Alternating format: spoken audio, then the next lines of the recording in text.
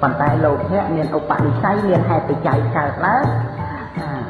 đôi thì mình còn ban đặtประท้วงក្នុងរឿងស្ថានបរិបត្តិអញ្ចឹងលោកភៈកើតយ៉ាងណាតាក់ប្រท้วងក្នុងរឿងស្ថានបរិបត្តិយល់ហើយតែលោកភៈមានជាធម្មតាវាគ្រាន់តែខុសគ្នាកន្លែងនេះខុសគ្នាត្រង់ដែលថាការដែលមិនមានសតិរលឹកហើយនឹងមានសតិរលឹកតែប៉ុណ្្នឹងឯងការដែលបានយល់ចូលចិត្តនៅក្នុងលោកភៈក្នុងខណៈហ្នឹងមានសតិគឺក្នុងខណៈដែលយល់ចូលចិត្តលោកភៈជាបរមត្ថធម៌ណាមិនមែនជឿជាចិត្តតាម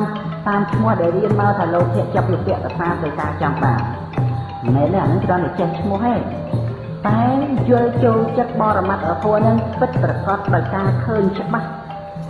ឃើញលោកភៈនឹងមែននៅពេលដែលលោកភៈកំពុងប្រកបចឹងណាលះការមិនចេះលះការមិនដឹងក្នុងលោកភៈហ្នឹងកុំភ្លេចណាទេណាអវិជ្ជាដែលមិនចេះមិនដឹងហ្នឹងគឺមិនចេះមិនដឹងក្នុងលោកភៈជាដើមនឹងឯងលោកភៈក្នុងជីវិតរាល់ថ្ងៃនឹងអត់ចេះទេអត់ដឹងទេអត់ចេះអត់ដឹងថាលោកភៈនឹងវាយ៉ាងម៉េចគឺអត់ទេតើវាកើតទៅជាមានសេចក្តី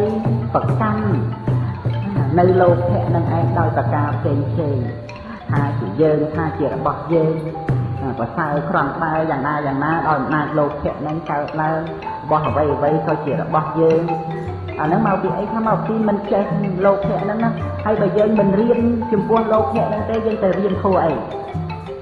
ដើម្បីឲ្យចេះអំពីបរមត្ថអតិខំដើម្បីឲ្យចេះពីជីវិតពិតដើម្បីឲ្យត្រាស់ដឹងនៅបរមត្ថធម៌នេះយើងទៅរៀនអីបើមិនរៀនបរមត្ថធម៌ទេណាហើយរៀនហ្នឹងគឺរៀនដោយការសិក្សាពីសោតផ្ទាល់នៅពេលដែលលោកភៈហ្នឹងកើតឡើងហើយលោកភៈកើតឡើងគឺអត់មានយើងទៅធ្វើឲ្យវាកើតទេយើងត្រូវឃើញលោកភៈហ្នឹងជាអនត្តាដោយការសិក្សាផ្ទាល់នៅពេលដែលលោកភៈកើតឡើងមិនបានចាប់ផ្លឹកនឹកទៅធ្វើលោកភៈហ្នឹងទេដូចជាលោកភៈមូលចិត្តទី1នេះក្នុងលោកភៈមូលចិត្តទី1ហ្នឹងមានការចែកទៅជា3សង្កាត់3ចំណែកដែលយើងត្រូវរៀនហ្នឹងដើម្បីឲ្យងាយចាំនៅក្នុងលោកភៈមូលចិត្ត8ដួងហ្នឹងអញ្ចឹងសរសេរសិនចាំខ្ញុំកណ្ដាលខ្ញុំបានបញ្យល់ចុះបន្តមកដាក់ថាលោកភៈមូលចិត្ត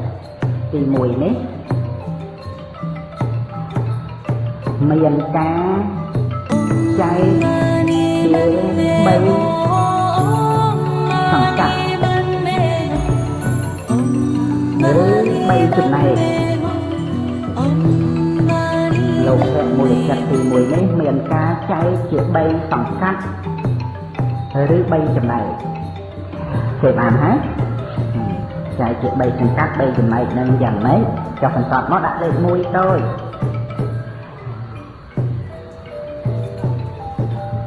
សោមនស្សៈសហចតាំងសោមនស្សៈសហចតាំង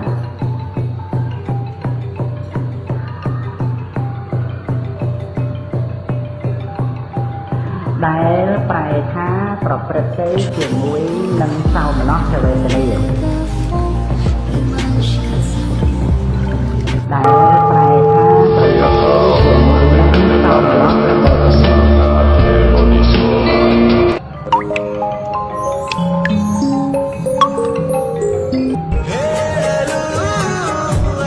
នឹងគឺថាសង្កាត់ទី1ឬចំណែកទី1ណាទេណាសោមនស្សៈសហចតាំងហ្នឹងគឺបានដីថាម៉េចប្រព្រឹត្តទៅព្រមណា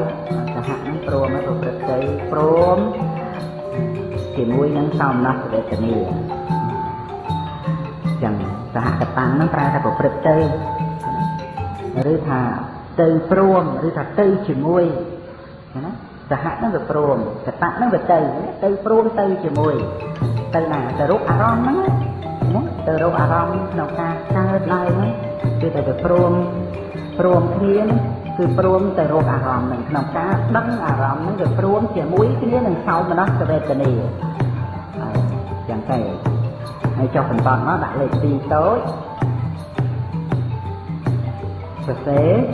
តិដ្ឋិកតសម្បយុត្តੰតិដ្ឋិកតសម្បយុត្តੰតិដ្ឋិកតសម្បយុត្តੰហ្នឹងសរសេរដូចជាដើមអញ្ចឹងណាគ្រាន់តែ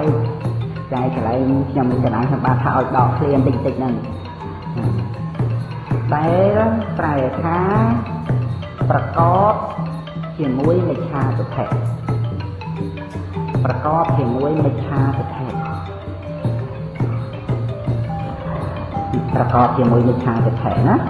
អាហ្នឹងគឺកាត់ទី2ណាចំណែកទី2យើងចាំអញ្ចឹងយើងងាយរៀនណាតទៅទៀតហ្នឹងស្រួលចាំរៀនចប់